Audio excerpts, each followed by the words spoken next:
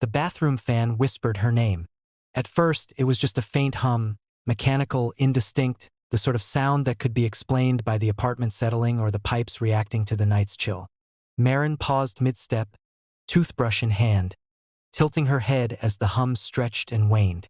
The bathroom light flickered once, twice, then steadied, casting a weak, yellowed glow over the cracked tile and fogged mirror. She exhaled, a shallow puff that fogged the glass for a moment, and shook her head. "Just the fan," she muttered under her breath.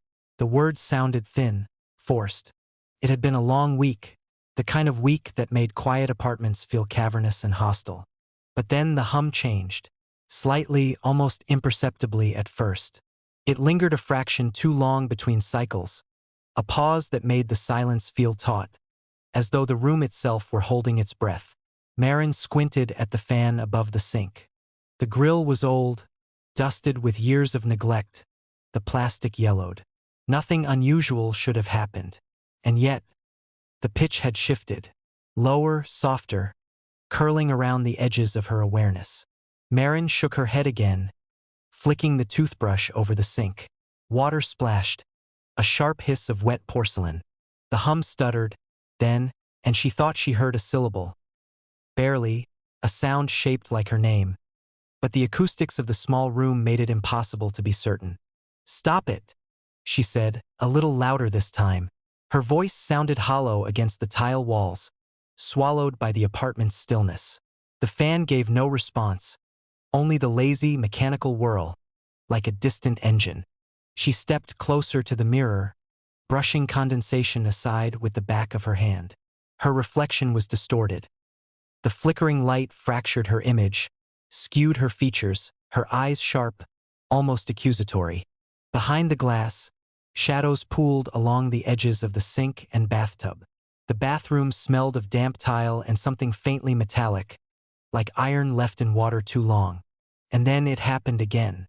The hum warped, rising, dipping, curling into an intonation that was too deliberate to be accidental.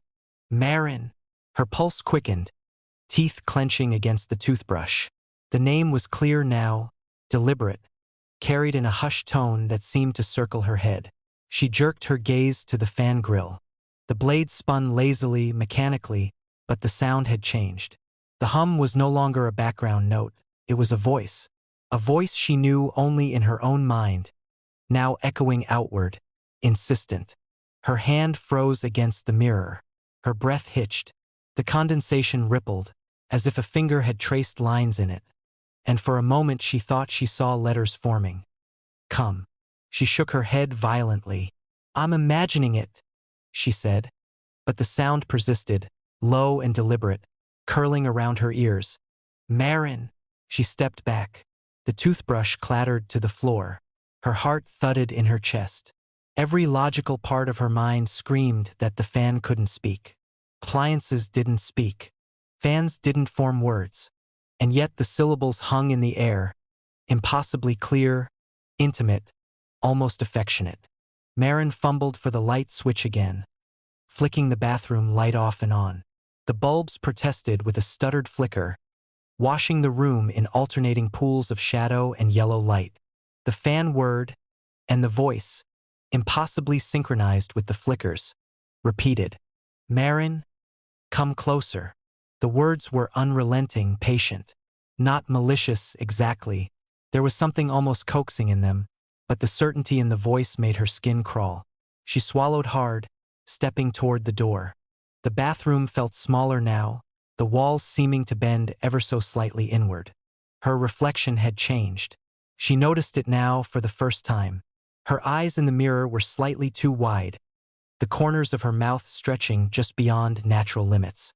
The condensation rippled unnaturally, forming vague shapes that she could almost, but not entirely, recognize. A hand, perhaps, reaching toward her. She spun, heart hammering, and the shapes vanished. "Marin." She froze. The name again.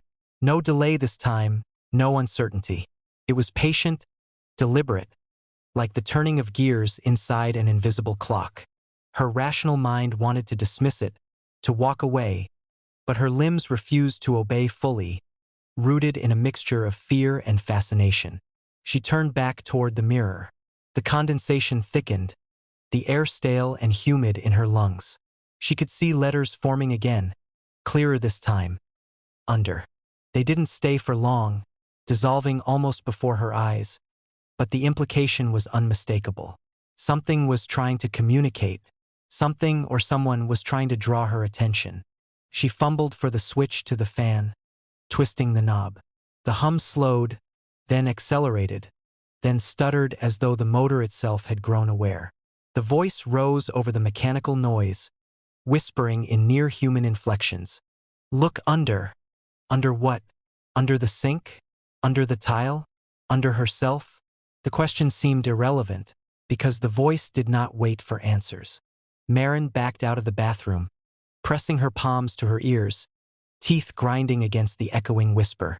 She stumbled into the living room, flicking the lights on. The apartment felt normal here, banal and inert. The hum did not follow, or maybe it had. Maybe the sound had burrowed inside her skull.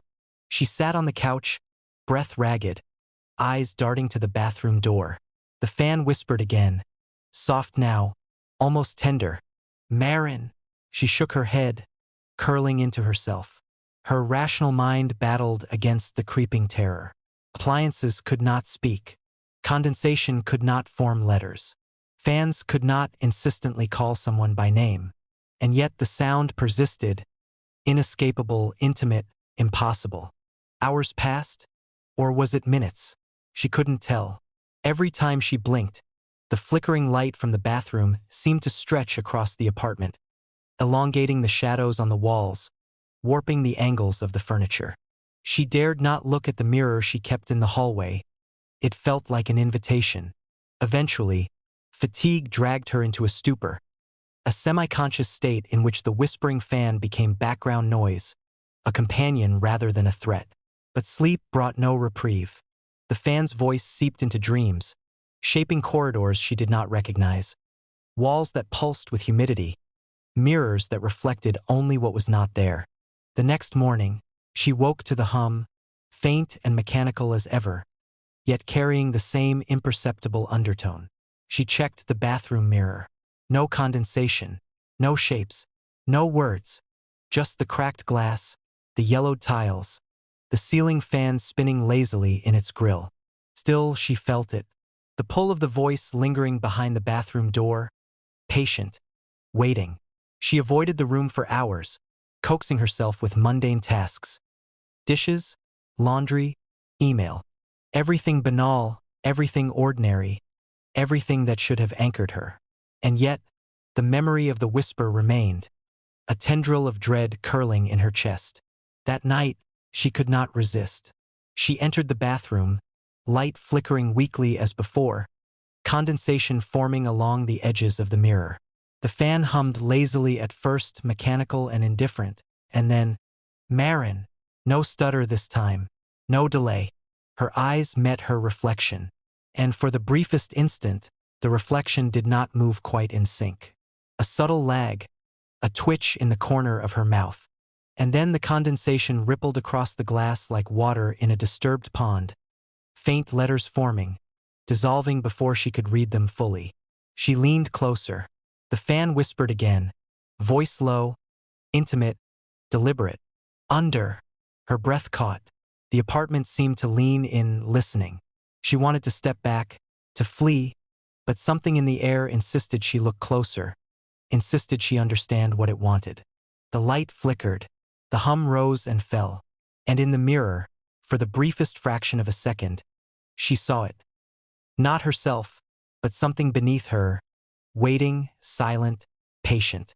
She recoiled, heart hammering, and stumbled back into the hallway. The fan returned to its lazy, mechanical drone, and the bathroom seemed inert, familiar. Yet the echo lingered, a patient promise, a whisper meant for her alone. Maren did not sleep that night, and the fan continued to whisper. Her bookshelf had one more book than she remembered. The apartment was quiet, the kind of quiet that felt like a held breath, pressing against the ears, lingering long after the television had gone dark and the refrigerator's hum had faded. Clara had returned from the kitchen, a cup of chamomile tea in hand, and paused in the living room. Her eyes, trained from years of habit, swept across the bookshelves that lined the wall. They were orderly, as always, rows of spines aligned with mechanical precision. But something pricked at the edge of her memory. One more book. She stepped closer, the wooden floor cool beneath her bare feet, the faint scent of tea mingling with the dust that had settled into the corners of the shelves. The new book was narrow, bound in smooth, unblemished black leather, with no title on its spine. Its edges were unnaturally sharp, too crisp, as though it had just been made and had never been touched. The other books bore the familiar signs of age. Curling dust jackets, faint fingerprints on glossy covers, the slight give of well-thumbed pages. This one was pristine. Clara crouched, letting her fingers brush over the spine. The leather was warmer than she expected, almost imperceptibly so, and when she lifted it from the shelf, a faint, musty scent of old paper and ink drifted up, oddly comforting and yet wrong. She flipped it open. The pages were blank except for a single line at the top of the first page, written in a script that seemed impossibly familiar. "I know you remembered me last night." She froze. The cup in her hand trembled, spilling a drop of tea onto the rug. The words felt like they had been whispered into her mind rather than printed on the page. Clara blinked, leaning closer. The ink was moving, shifting in tiny, almost imperceptible pulses, as if it were alive, rearranging itself beneath her gaze. Her rational mind told her it must be a trick of the light, a smear of condensation from the window pane, the tiredness in her eyes. She set the book down carefully and scanned the other shelves. The titles were familiar, yet subtly wrong. The copy of Mrs. Dalloway had a different cover, the author's name misspelled. To the Lighthouse had been replaced by a volume she didn't remember buying, though the texture of its paper made her stomach ache with recognition.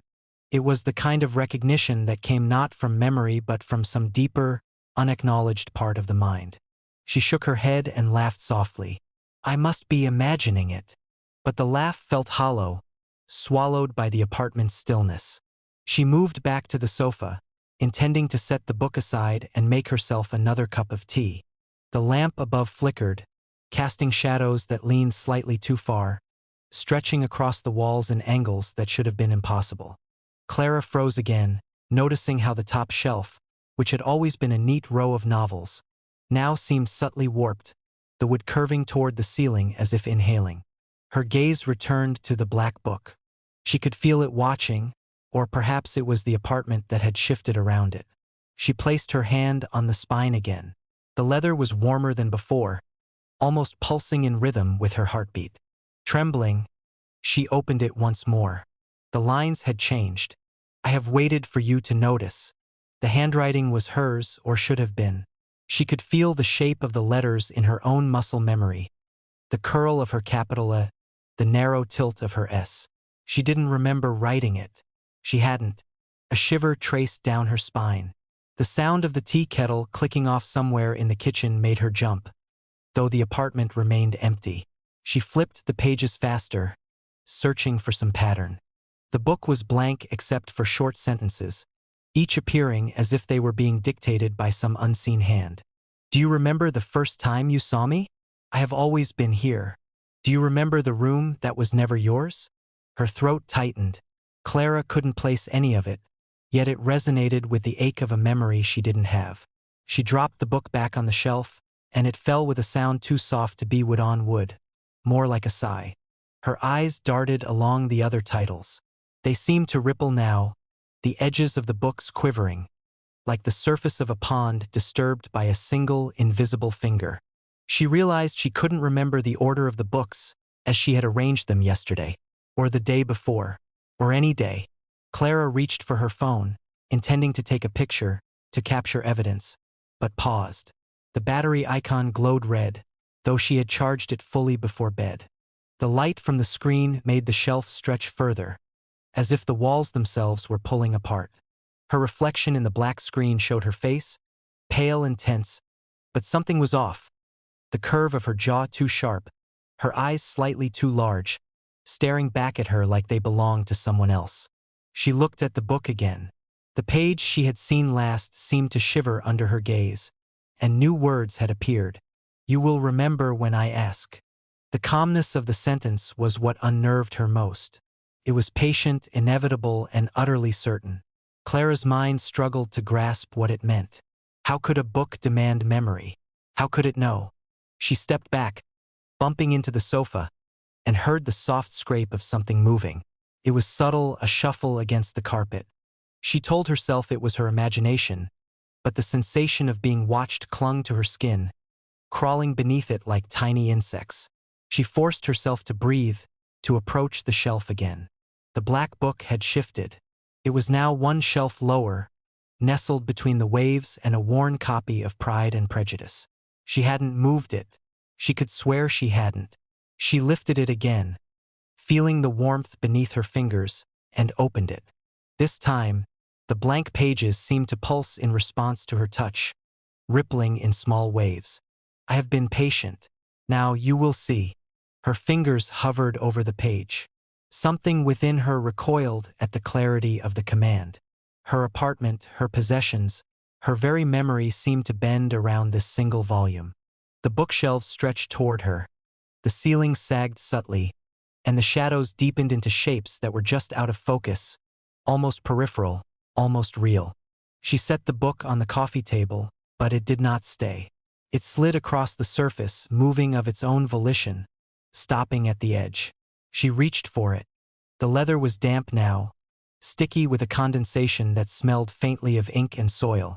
She could feel something beneath her fingers, a heartbeat that was not hers, yet resonated with her own. Clara backed away. The bookshelf seemed to exhale, a slow, deliberate motion, and the other books shifted in sympathy. One fell, and as it hit the floor, the pages fanned open to reveal a paragraph that was not printed in the original volume. "You will not leave without me."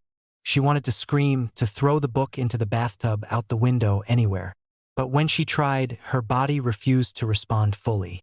Her hands trembled, her legs stiffened, her mind unable to grasp how an object could be so intentional, so patient, so alive in a way that was neither human nor mechanical. Clara sank to the floor, her back against the sofa. The black book sat there, waiting. She could not tear her eyes away. The room smelled of old paper and dust, of tea long gone cold, and beneath it all something darker. An undercurrent of memory that was not her own, a familiarity she could not claim. Minutes or hours passed. She could not tell. The lamp flickered again, and the shadows bent closer. The book's surface glistened faintly, as though aware of her gaze. She dared not open it again, yet she could not stop herself. When she finally did, the line on the page was simple. "I am what you have always forgotten." Clara's chest tightened. She realized that she did not remember putting it there, nor did she remember the moment it first appeared. And yet, in a way that was both terrifying and undeniable, she knew she would remember it when it asked, and that one day she would understand the price of forgetting. The black book did not need to speak again. It waited, patient, inevitable, and very much alive. And Clara, staring into its unblinking emptiness, understood that she was no longer the owner. She was only a reader, and the reading had only just begun.